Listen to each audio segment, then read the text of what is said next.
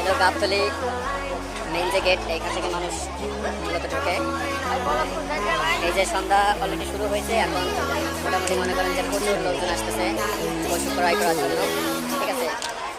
আর গাবতলীর হাটটাও কিন্তু এই বছর নতুন করে মডিফাই করে ডিজাইন করে সাজানো হয়েছে, যাতে আপনার পশু বিক্রেতা যারা আছে বা যারা কিনতে চায় তাদের জন্য, উভয় পক্ষের জন্যই কিন্তু এই বছর গাবতলীর হাটটা খুব সুন্দর করে সাজানো হয়েছে।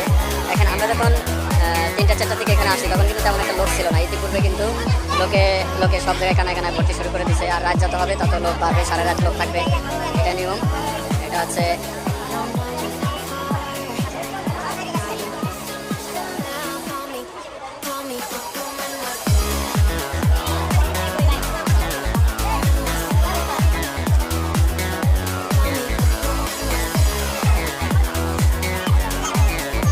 এখানে সব চ্যানেলের সাংবাদিক আছে, সাংবাদিকরা মিলে করে নিয়ে যায়। বায়ানো টিভির সাংবাদিক আছে এখানে।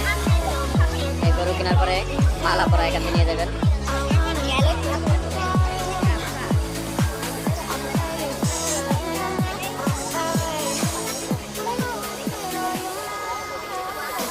এখানে যে গরু এবং ছাগলের অসুস্থ হইলে বা কোনো সমস্যা হলে এখানে কিন্তু যাবতীয় ওষুধ পাওয়া যায়। কমিটি এরকম একটা ব্যবস্থা করে রাখছে, এটা একটা ভালো, উভয় পক্ষের জন্য ভালো। আমি মনে করি দেখেন যে সাইনবোর্ড দিয়ে আছে, এখানে আছে, এখানে আছে।